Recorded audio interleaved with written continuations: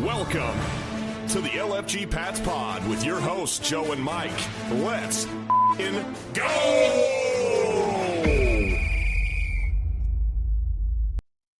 All right, boys. Welcome to episode 32. Mike, would you believe it? We're on a massive win streak heading into the Bucs. I mean, if anyone would have said we'd be 7-2 in week 10, I would be like, get the fuck out of here. Seriously. Yeah, I would have taken it then, and I'm taking it now, too. I'm taking it to the bank. So raise your glasses, everybody. This is a big one. This is huge. These games are coming. The games are going to get tougher. Clearly, the trade deadline, came and went. We'll talk about that. We're going to talk about Brady's weird dog that he got cloned. We have to talk about that because why not? And then we got to talk about Tampa. So we were supposed to have Savage on tonight. Unfortunately, his son is sick. Right before the podcast, he threw up in his bed. So not great. I was just saying to Mike, if it was my son, I want to be up there and making sure he's okay. So if he makes it on at some point, great. If not, we'll catch you next time, Savage. Absolutely. But before we get into the show, I want to touch on the sponsors. So Horizon HVAC guys, Pete from Foxborough Fellas gave him a shout. He actually got the gold package. He was just like me. He's like, my whole HVAC system hasn't been looked at in probably 7-8 years. And so he got the gold package. With the gold package, they come out twice a year. They come out before the winter. They come out before the summer. Make sure everything's okay. Check it out. Mike Cesaroni, give him a ring. We're actually going to be doing some stuff with him in his studio coming up soon. A lot of great cross-promotional stuff. And so, yeah, Horizon HVAC, check them out. Great company. Rogue Island Kitchen and Bar. So we had our event there. Mike and I was there. Both of our families were there. A bunch of fans of the podcast were there. Foxborough Fells was there. And so it's an amazing place, guys. Go check it out. It's in the Arcade in Providence. Arcade is the oldest mall in America. Amazing beers, amazing food. Check it out, guys. Rogue Island Kitchen and Bar. So, all right, Mike. So let's talk trade deadline. I know a lot of people have talked about this. I've had let's say 2 days to kind of simmer on it a little bit. My initial gut reaction was, what the hell, man? You can't go get something done. Anything, to me, it just came down to like, could we get a depth player or two? I feel like we're into maybe a big push. Obviously you got Vrabel saying, with trades, you're either, have a trade, it's like being pregnant. You're either pregnant or you're not pregnant. Right. I get it. But my GM side of me, and I get it, it's not fantasy football, but where there's a will, there's a way. That's how I feel. What do you think, Mike? How do you feel? Well, yeah, it's largely underwhelming. And I want to get it out of the way. I have to apologize for my setup here that I have right now. I kind of got a little bit of a plain Jane setup here. I don't have any of my gear or anything because I'm coming at you live from Barcelona, Spain, which we were supposed to do the show yesterday, but I went on a wine. The tapas got you. A wine and tapas tour with a bunch of other people, and it was a marathon. So let's just say I wasn't in a great condition to do the podcast. And that's just fine. It's just by fine. The time it came around. Plus, over here it's 6 hours ahead, so it would have been 2 a.m. It's actually 2 a.m. Yeah, it's like 2 a.m. here right now, but 2:30 anyway.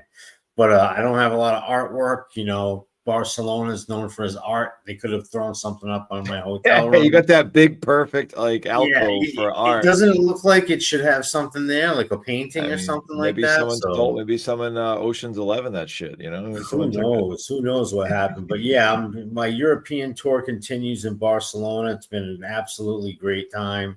A lot of art, a lot of culture, a lot of history, and just some absolutely fantastic food. But us diehards, I still have to keep a pulse on my Patriots. I'm still checking the news every day and obviously doing the show every week. So we're right back at it. But as far as the trade deadline goes, It's a little bit puzzling to me because there was obviously a lot of people that changed hands, and the people that wanted to make moves made moves. You saw the The flurry of moves. Cowboys, the The Eagles. Eagles, like you see the flurry of moves that they're making, that they're going all. The Colts, I mean, they made a huge blockbuster move for Sauce Gardner. Like, I wasn't thinking anything along those lines because they gave up so much to get the guy. But that team that is completely all in this year, and I don't know necessarily that they should be, because I still don't trust Daniel Jones, especially after this last week. But they clearly are pushing all their chips into the center of the table because they think that the AFC is wide open, which it is, and they're going to try to make noise, which I don't think they ultimately will. I think that team's going to come back down to earth and not really make a bunch of noise in the playoffs or anything. So based off of their model, though, I have higher expectations for the Patriots than I do the Colts. So therefore, I feel like they should have done something to bolster some of this depth that we need. You know, we talk about it a lot, about the battle of attrition and how it piles up, and it's piling up for us right now. We have key guys that aren't playing right now. We're lucky. We're even lucky the way it is, right? Because we got Booty, who's hurt. We got Gonzo, who suffered a concussion. We're lucky. I mean, this is like nothing compared to some of these teams. So, like you said, it's a war of attrition. Yeah, other teams are getting completely destroyed with the injuries. You know, the Niners would probably be the biggest one of that. They've gotten killed, but I think I know we're in year one of the rebuild, and I know Mike Vrabel, it doesn't want to rock the boat. He wants to maintain his assets and what. But we have 4 6th-round picks. Like, we could have gotten a starter. Like, who was it? Logan Wilson went for a 7th rounder. I'm not saying that we needed him. We didn't need an off-the-ball linebacker, but a deal along those lines could have been made. And what's a 6th-round pick really going to do for you next year? Yeah. So I just think that we should have had been a little more proactive about bringing specifically depth into our team, specifically with the running back and the edge positions, and we didn't do that at all. So it is a little bit disappointing, and it's got me feeling. I'm feeling a little weird. Like, you know, we just made it out by the hair of our chin last week. Joe, you were at the game. You saw firsthand what was going on. And now we have a super tough test against an admittedly banged up Bucs team, but still, they're still like one of the best teams in the league. Never mind the NFC and the whole entire league. So this is going to be a real test for us. So I would have liked to bone up a little bit and get a little more depth. But you know, in Vrabel, we trust at this point. We have to trust his vision and trust his plan. I get nervous. I'm especially nervous about this week in particular, the wide receiver depth, because as we've discussed, when Kayshon Boutte goes down, look, he might only get like 3 or 4 catches a game, but they're vital, important, chain-moving or point-scoring possessions that he gets on those 3 high or 4 efficiency. He's just high efficiency, right? He's like Drake May. It's like he comes up when you need him to. He's not going to, like you said, he's not going to be a 5, a 6, a 7 catch guy. He's going to be a 3 or 4 catch guy, but they're going to be massive. They're going to be either massive in the way the game is flowing or scoring plays. So deep scoring plays. Yeah, and I saw the rating, like their ratings when targeted. There was a list. It was like Kayshon Boutte, Rashee Rice, and then Stephon Diggs and Mac Hollins. That was the top 4 of the list of their ratings when they're targeted. Yep. And Boutte was at the top of the list. So I feel like the role he plays in that X, he's the only one that can play it. As I've mentioned to you before, they won't put Diggs or Hollins in that role. They won't. It's Kyle Williams. It's Kyle Williams. That's who it is. And so for better or for worse, I don't trust it. But what I do like about it is it forces him to get on the same page with Drake May. So whatever it is, whether it's mental, whether it's he's not seeing what he needs to see out there, or they're not seeing it the same way, I think it forces him into action, which could be good deeper into the year, right? We could see like, all right, some growing pains, but then maybe once it clicks, Mike, maybe we got something. Maybe we could finally, because I've watched breakdowns of him after the game where when he does break off his routes, we see what we saw in college. He gets that separation. So if it's a confidence thing where Drake May's like, yep, I know where he is, I know where he's going to be, and he starts to look his way more, he gets that one catch, makes it 2 catch. I feel like they could grow with it. So, it looks like we got Savage. Let's see if he's ready to roll. Oh, sweet. Hey, Savage. How's the boy? How's the boy? Oh my God. Yeah, sorry for the audience, whoever's listening. I just had was about to come on, and my 5-year-old, I heard like a whimper from upstairs and had a gigantic puke right in his bed. Oh, is he doing all right now? He's doing all right? Yeah, I don't think he has a temp, so he just, I don't know, maybe something disagreed with him, but he voided his entire gut on his bed. So it was great. So it's just a freak one-off, huh? I hope so, but there's definitely something going around the house a little bit. So it's not every house has something. Yep, that's for sure. Something going on. How you guys doing? We're doing fantastic. We're doing good. We appreciate you jumping on, man. That's it's a big ask for you to go ahead and do that after having to deal with you just dealt with. So we really appreciate it. Oh, it's absolutely nothing, man. I'd rather be on here talking Patriots than cleaning up puke.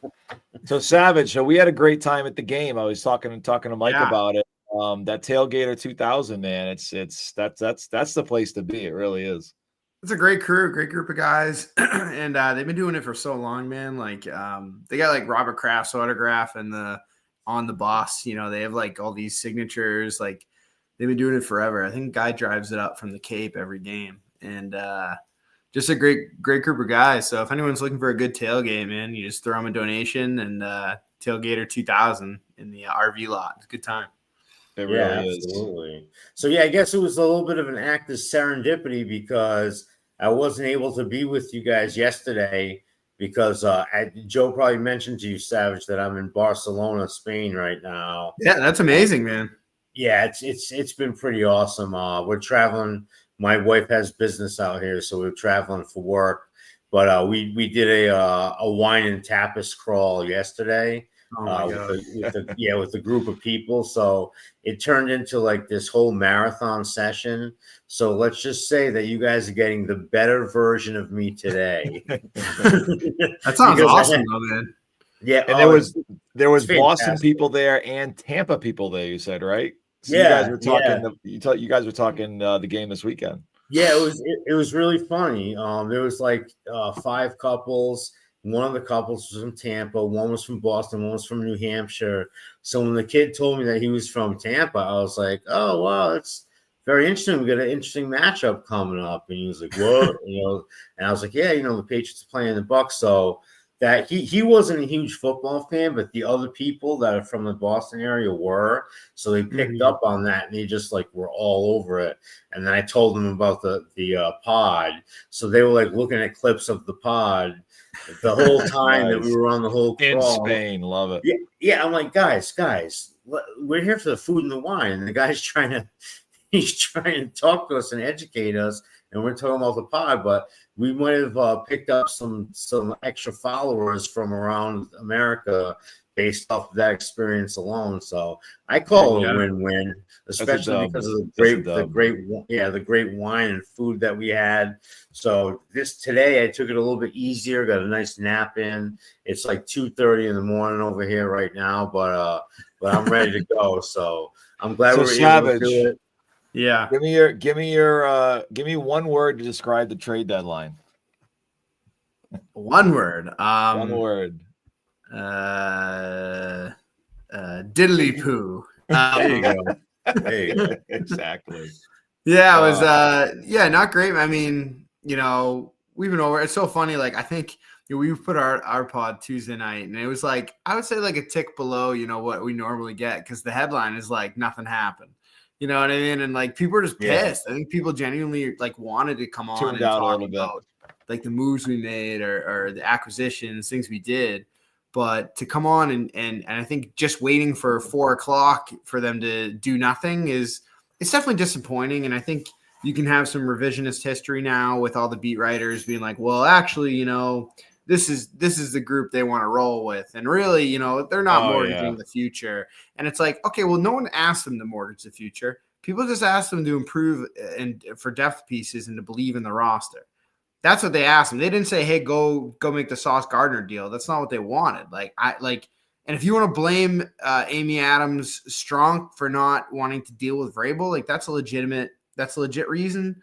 Or if you want to blame the other division opponents, the Jets and the Dolphins who are tanking for not wanting to deal with you, that's another good reason. But there's 29 other teams or 28 other teams. Someone's out there to make a depth deal, Where there's a will, there's a way. I was just saying it before you joined. Where there's a will, there's a way. And Mike knows me. I'm like Mr. Persistent. So I would have made a deal. I can almost guarantee it. So to me, it's like maybe they had something in their head with the Titans and they got pissed off because that didn't work out. Maybe they offered for Brees, but the Chiefs offered them a fourth. So were we going to offer them a third? I don't think so. I think we probably offered them a fourth too. And they were like, yeah, well, we're going to stand on business. No, we're not going to give them out for anything less than a third. And that's just how it went. But I agree. It's like there was plays we made. The Cowboys made trades.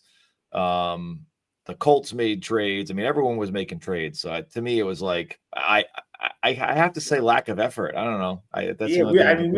We were just talking about it a second ago. I wasn't looking for a blockbuster move. I was looking to bolster the depth. Like I've been saying, that specifically on the edge and in the backfield. And we have 4 6th-round picks. And you see other guys going for, I just said Logan Wilson for a 7th. Now, we don't need a Logan Wilson per se, but a deal like that would have been made if you shook enough trees. You could have gotten your depth for some of those 4 6th-round picks, and it wouldn't what really are those 6th-round picks going to be worth? Vrabel wants to maintain his board and maintain his assets to pick his guys. But I'm talking about 6th-round picks here.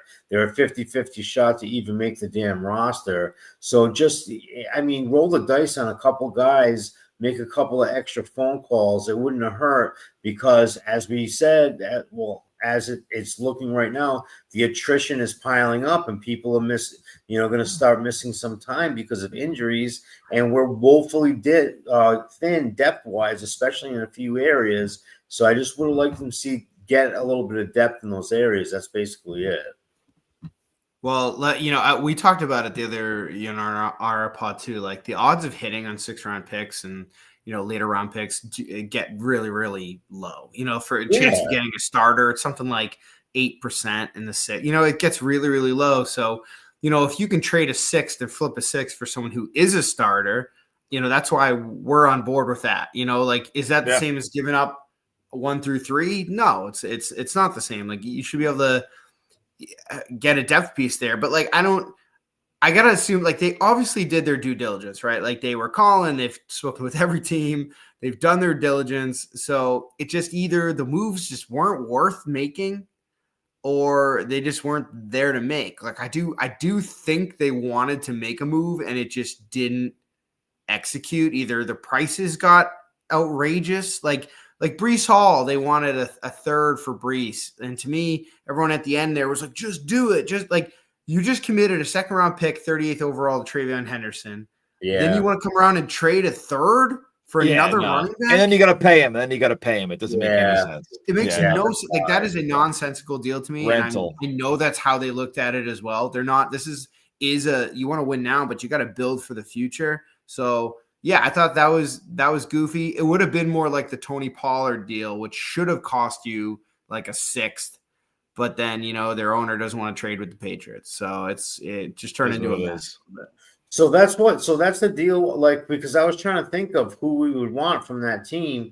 Jeffrey Simmons immediately comes to mind, but we don't really need a Jeffrey Simmons. We got a They weren't bunch going of to trade guys him. down there. And that's a blockbuster that he's a building block for them. It was Arden and it was and Tony. Those are the two guys that were pretty much not.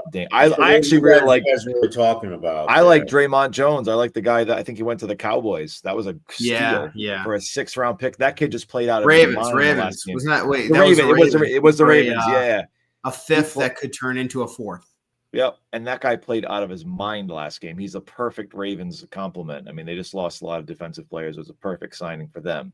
Mm-hmm. Yeah, Amy Adams Strunk, fool her once, shame on her, I guess. Shame on them, fool them twice, shame on her. She's not going to give any quarter to Mike Vrabel ever again about anything. It really does. It hurts. It really hurts to see her get her payback. I don't know. But we got that. We got the trade deadline dud, and then we got Brady's weird cloning story. I have so many questions, and I don't know if I want really a clone. Yes, he cloned his dog. He owns part of a company that clones pets or something. Yeah, it's 100% true. That is so weird. I don't know what to say. Like, I think at one point there was a joke that Brady was a clone or something. I'm like, this is getting weird. This is like he's starting to look like a clone. He's starting to look like a friggin' machine. He doesn't look right. Yeah, dude, the clone story. I had a tweet about that. People, I guess, rightfully, people get mad. I think most generally people said like, yeah, it's a little weird, but like, it's crazy. Like, I don't know if it's just because people are defending Brady. But like, you can defend Brady the player and still think he does weird things in real life. Like you can separate the two of these things. And so, with this, like, I just think it's fucking weird. This is like weird billionaire behavior. Just start fucking cloning animals. Like, it's just nothing that any casual human would do at any point in their lives. Like, and if your dog dies, like, have you guys had like a dog you loved growing up or something? Have you guys had an animal? Yeah. I've had dogs. I just lost my dog last September, so like a year ago. He was almost about 12, and we adopted him. But I wouldn't like those memories with that dog. Those are those memories. That was that experience. Right. Like, exactly. You get a new dog now. Like, adopt a new dog. It's a new experience. Like, I just think it shows some sort of like very odd thought process. And, it's a Brady God complex is what it is. Yeah, it's the super rich that are just finding creative ways to try to spend their money. You know what I mean? What did it cost him? Yeah. I want to know, what does it cost? What did it cost him to clone that fucking dog? Was it $1 million? Because seriously, how much money was it? Was it 200,000? It was probably for free because he's just going to promote that his dog's cloned. You're right. You know what I mean? Like everything he does, he makes money. It doesn't, you know what I mean? Like, it doesn't matter. He can, and he can't stop rich people, as like, especially like people who are like, millionaires, billionaires. Like, they don't stop making money. Like, something's in your brain programs you to continue to seek out money and gaining and accruing, and it doesn't stop when you turn a billionaire. It almost like accelerates. And so like Jerry Jones and his natural gas deal. Well, anyone. I mean, look at any billion. I mean, they're all brag about how much money they make and whatever. That's just like a human psychology issue. But like, Brady is not immune to that. He's trying to conquer the world, man. And I guess good for him. Good, whatever. As long as you don't hurt anybody in the process, I suppose. Yeah, creepy. All right, creepy clone dogs. Let's get into Tampa now. We had the trade deadline, which drove us crazy. Then we got the Brady story that, made us kind of question billionaire's story. No, he's not a billionaire yet, but he's going to be at some point. And now we got, Baker Mayfield in Tampa. Guys, I feel like this game's going to be juiced up. I'm telling you right now, that Tampa stadium is going to be rocking. Baker Mayfield is going to be juiced out of his mind. Vita Vea. God, if we can't stop him up the middle, I know Bradbury's having an amazing year, so I feel pretty good about that interior. Yeah, but our guards suck. But our guards are a problem. Jared Wilson's a problem. I don't fear their exterior pass rush. I don't think their edges are that great that we can't overcome it. I mean, we just played some of the best edges in the game in the past two games. And then their secondary is pretty good, and we're out Booty.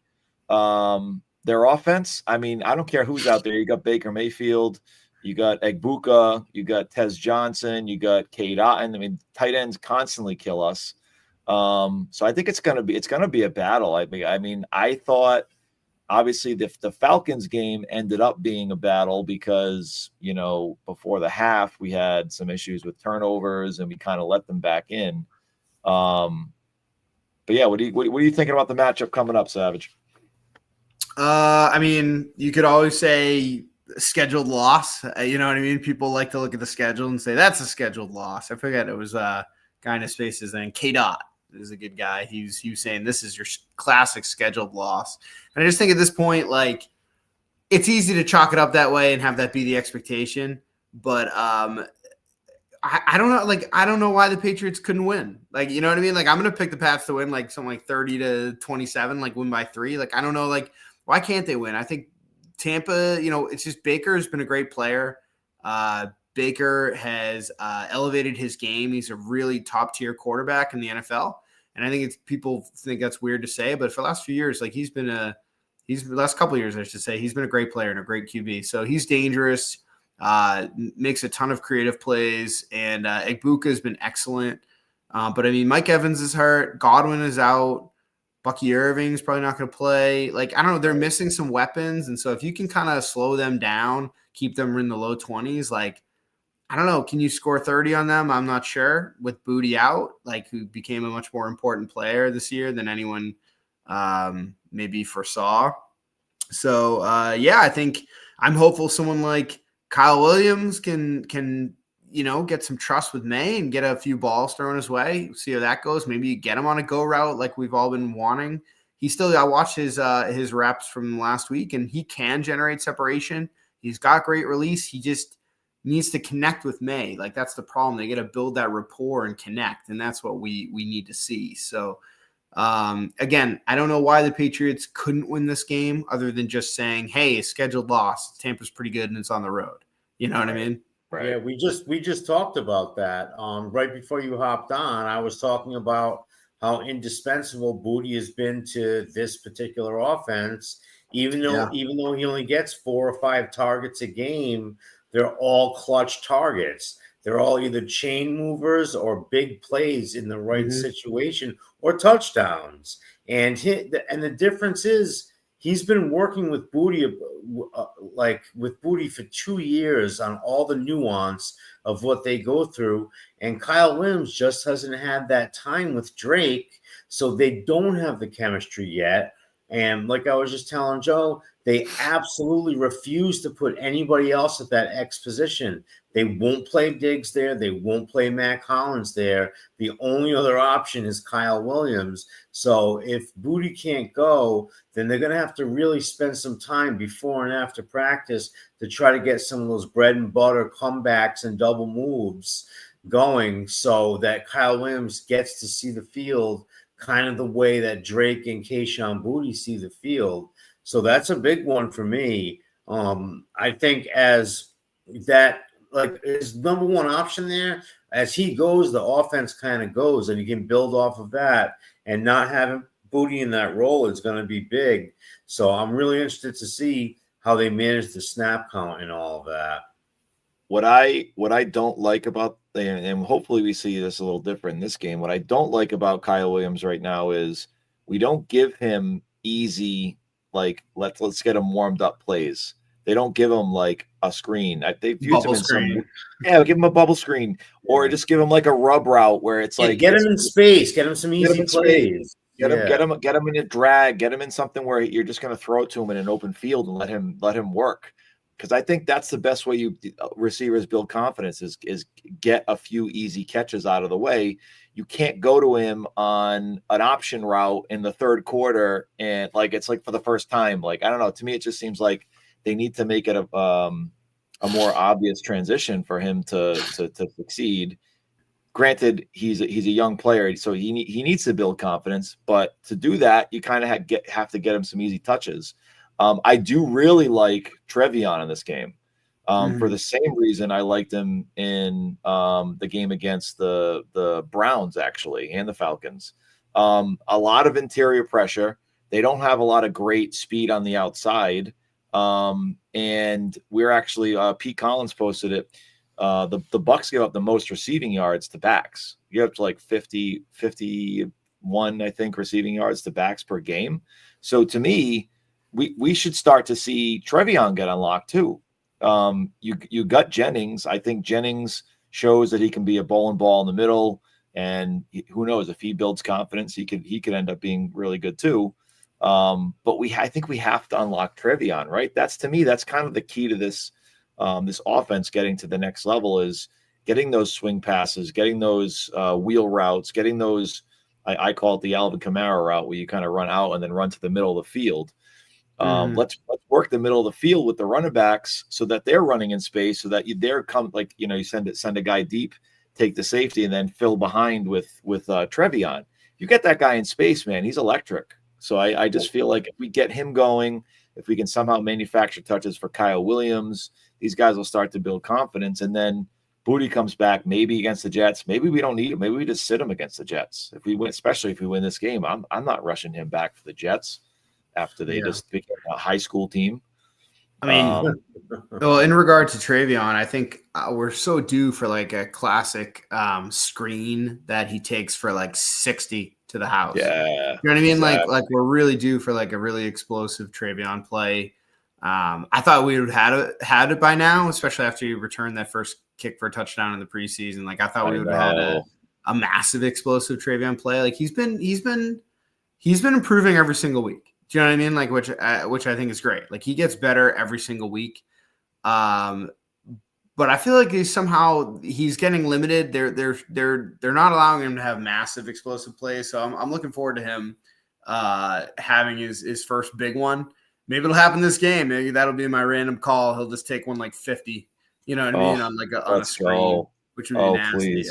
Hey, they changed that. They changed his running chart. That's, to me, that was like, yeah. Well, that's the whole thing. You got to use them right. You got to pull some guards. Just pull some guards and toss it, please. Can you just like fake misdirection, pitch him the ball, get creative with him, because don't run him up the middle. Please don't do that, because you're just wasting his talent. That's not his bag. At least not right now. Or maybe next year, who knows? I mean, he grows into that, but right now, not his bag. No, man. And every time they get him to the edges, you can see the tangible results. Like that's the way to use Trevion Henderson. And we also need to limit his pass pro protection, because he's not there yet. He's still very much a rookie. There's only a couple of things that he does well. He doesn't do everything well yet, which, is not going to be good, especially if Ramondre can't play, because Ramondre is by far our best blocking back right now, and obviously our better between the tackles guy. So if he's out, they're going to have to change the game plan around for that a little bit. And you might actually see Terrell Jennings getting more touches in between the tackles. And I don't think he's very dynamic, but he is a people mover. Like he can move a pile. He's a pretty powerful young fella. So you might see more of him depending on what they want their game plan to be. But like what you were saying, like I wouldn't run directly into Vita Vea, right up the middle of the defense. I would try to get out to those edges, especially because they don't have a heck of a lot of depth there either. So they need to get creative with how they use Trevion in this particular game, especially in the running game. In the passing game, like when he's going off of pass routes, I think he's fine. It's pass protection and running between the tackles is where he's facing the most difficulty. So you use the players to their strength, and hopefully you can have positive results. Yeah, the screen game, Savage, is definitely something I anticipate to see more, because we are very unlike McDaniel. Like this is a different McDaniels than I think we've all ever seen, and I think that's largely in part to Drake May and how efficient Booty's been. But I think especially without Booty, we might go back in time and see an older McDaniel. We might start to see a little more of a screen game, a little more of the short to midfield game. because I don't right now. I mean, maybe they will. Maybe they will take deep shots at Kyle Williams. But to me, I think you need to kind of build that. You can't just. We're not going to be able to go right to that. I don't think. But we'll see. Maybe I'll be surprised. I saw one play. There was one highlight where Kyle Williams was running wide open, and Drake didn't catch him, and either ran out of bounds or took a sack. That's the only play that I've seen from Kyle Williams that was like, a reception-worthy play. Other than that, I haven't seen him and Drake be on the same page at all. It's just more like when they try to go at each other, and when Drake tries to target Kyle, it's always seemingly not close to being a reception. Like that's the problem. So like, he's had a couple catches, but recently when Drake's trying to go to him, he's throwing like a pick or he's way behind him, or you're like, whoa, like they're not connecting. It's kind of like, versus when Drake throws the booty, when he does throw to him, he's one of the best passer ratings in football. Like they know each other well. Or when he throws to Diggs, he's excellent as well. So Booty and Diggs, it's like Booty and Diggs work well. And then, like when he throws to Hunter Henry, typically he's great. They had a screw up in the last game that kind of I highlighted on the film as Drake's interception play. In person, it looked very clear that Drake was trying to hit him in a window, and Hunter Henry didn't see him or couldn't get his head around, whatever. And like it was a great actually segment on Brian Hoyer's podcast. He gave a nice shout out on there. He basically was like, hey, here's what was going on in that play. He's like, that was, yes, a miscommunication, but Drake should have known that Henry would have never been able to get his head around on that football. Like he was trying to go and clear the next safety and linebacker out to the left. He wasn't running a seam. So Hoyer he was sitting down in the zone. He was kind of like, I'm going to cut into this zone right here. He was going to go further left as linebacker came rotated down and the safety was rotating down. But Drake saw him wide open up in the seam and just said, fuck it, I got to rip it. And it was a mess up, and that was the interception. But, we know how good Drake's been this season, and especially throwing deep, he's been unbelievable, and he's been incredible throwing the ball deep and on third and long. So, they got to just build in the easy plays too. You can't just leave it up to 3rd and 15 every time. Drake needs to figure out how to not take bad sacks. He's getting sacked a lot. And I think Drake May has covered up a lot of the offensive line problems. That still is an issue. Like that's going to be, we talk about a lot of team building in the future. And in the off season, we're going to be talking a lot about where do you go here on the offense? Where do you build? And I think building out the O-line is going to be incredibly crucial through the draft, through whether it's trades, free agency. Like you got to find a way to build out the offensive line, because Mike Onwenu, who obviously wasn't good this last game, like he is a good player still, but he is a pretty big cut candidate because his cap hits like $25 million next year.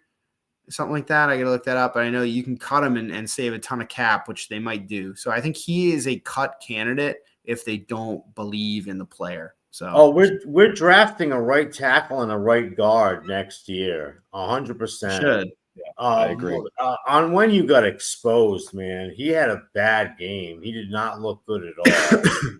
And it's just that's the veteran side of your line. Those are the guys that you need to step up, especially against stunts.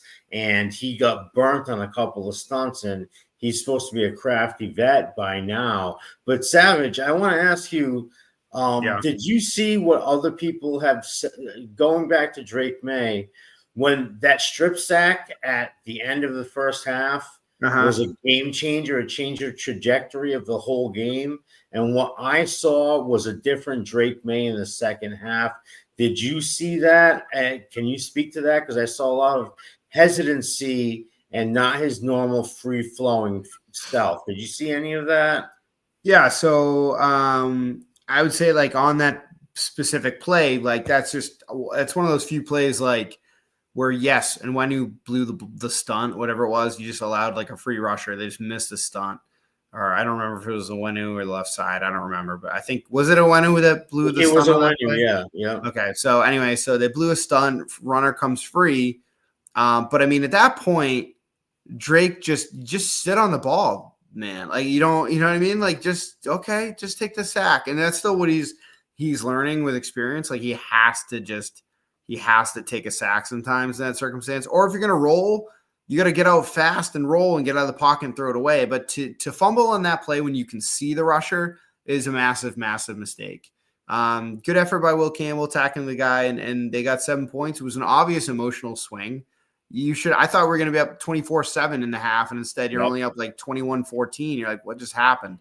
So, and then the whole second half was pretty gross. I mean, it was tough to watch. They couldn't sustain anything. It was tense.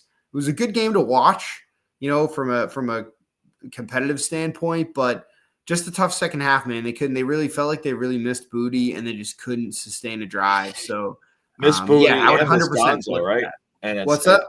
Miss Booty and Miss Gonzo. So we had to watch Drake London just completely do whatever he wants. The whole destroyed second Marcus Jones and Charles Woods. That's another sneaky area of depth need. I'm glad you brought that up because I don't know what I get teams, and we do this a lot where we don't follow players around. And if, hey, I'm going to play the left outside and this is where I'm playing, I don't like how it's very easy to manipulate us when you take a Drake London.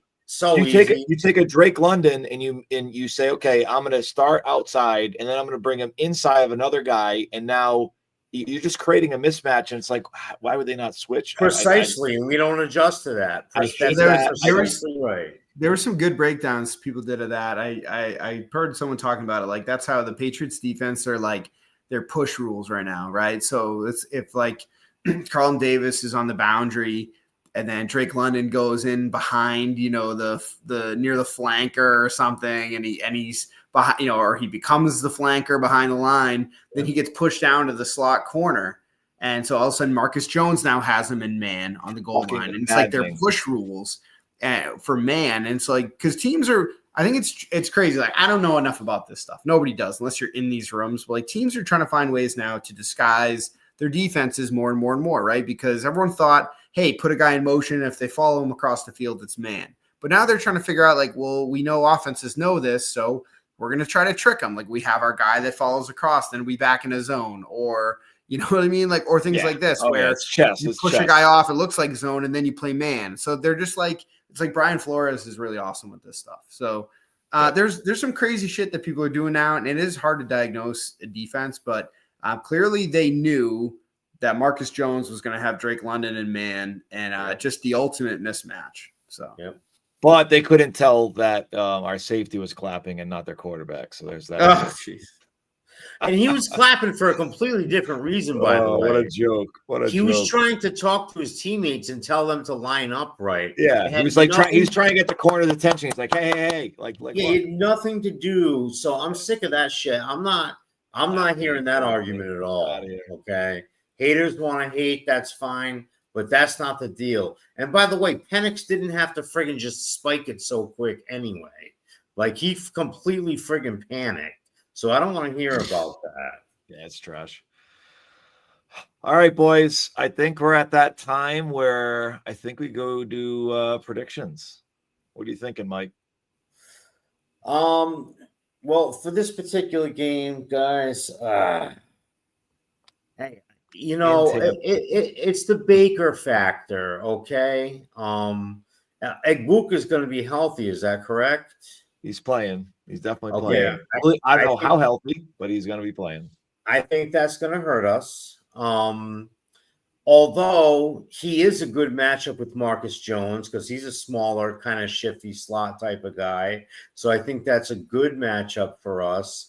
I think the fact that if Bucky Irving doesn't play is going to be huge for us personally.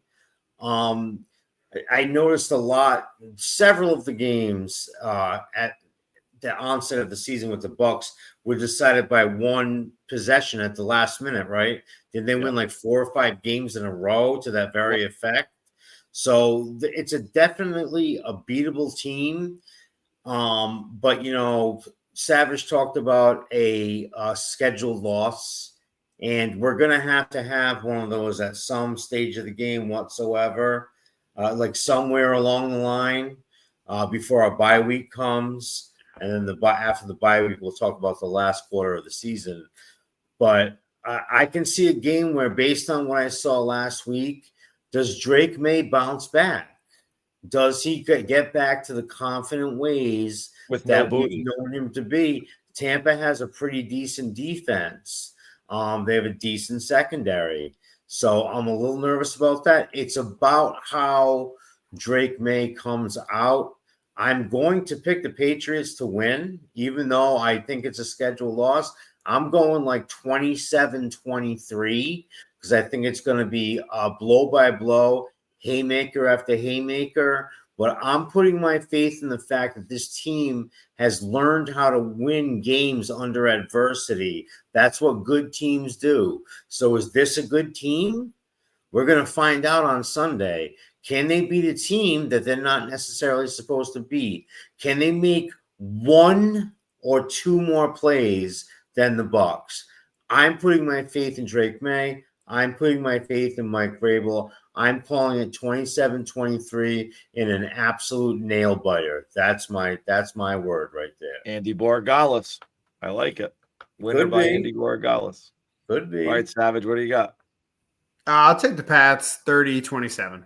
That's my guess. So I'll give them a 30 spot, 27. Should be hopefully a really competitive game. Yeah, I don't know. I think they should. I don't know why they shouldn't score in this game. Why the Patriots can't score? Like if Drake's back to form, why can't you put up 30 again? You know, so unless Booty is that crucial or teams are figuring this offense out, and then we have more things to talk about and more things to figure out. So I'll go 30-27 Pats. All right. What I see in this game is I see two kind of wounded ducks here. And so we got no Ramondre when we got no Kayshon Boutte. To me, that spells a team that's going to you're going to have to figure out our biggest strength, which has been deep plays and deep touchdowns. We're not going to have that. I mean, granted, you still have Hunter Henry, you still have Diggs, you still have guys that can do it. But to me, I think that takes us down a peg. With their offense, they have no Mike Evans, they have no Godwin, they have no Bucky Irving. I'm not counting on any of those guys playing. And we also have the best rush defense in the league. And so I don't care who's back there rushing the ball. You're not rushing for more than 50 yards. We just held Bijan Robinson, Quinshon Judkins. Yeah, I'm not afraid of Roshan Johnson. I'm not afraid to John. Is Roshan Johnson or Rashad White? Oh, Rashad White. I'm sorry. I get those guys confused. Yeah. But either way, I see two teams that are going to struggle offensively. And I think both of us have good enough defenses to make this a really low scoring game. I don't know what the over under is, but I'm going 2017 Pats. Because I do believe in Drake May. I do believe that we have a few more weapons than they do right now. I'm not afraid of Just Egbuka. Tez Johnson's a crafty slot receiver, but he's 142 pounds. Exactly. He doesn't scare me as far as being a game wrecker. Amika could, but we have enough guys to stop him. So yeah, I think it's going to be a lower scoring game. I think it's going to be 2017. I think it's definitely a one score game. We're in Tampa, but a statement game because who else do we have to beat now for the league to say we're beating actual teams? You know, it just seems like the Bills and the Ravens after our bye. That's the litmus test. So we'll see. I think it's going to be a W. I think it's going to be a close game. But any given Sunday, go anyway. That's for sure. Absolutely. All right, boys. Well, Savage, thank you so much for battling through adversity and throw up and all kinds of fun stuff. I appreciate it, man. Always a pleasure. It was a pleasure seeing you at the tailgate too. That was awesome. I'll be out there for the next game. I'll be Pats Bills, which I don't know. God knows when that's getting flexed to. Oh, Monday Night Football, Sunday Night Football. Who knows? But I'm just hoping it's not Monday Night Football, which means it probably will be. What's the date on that? Is that December 12/14? 12/14. Oh, I might have to make that happen. Mike, let's go. Let's make it happen. You experience the tailgater 2000, Mike. Let's go. I never heard of it. I'm down, dude. I'm totally down. Sounds fantastic. Right. We're gonna have to. All right, take it easy, guys. Thanks a lot, Savage. Thank you, guys. And as always, let's fucking go. LFG, baby. Poor guy. He's gonna go check on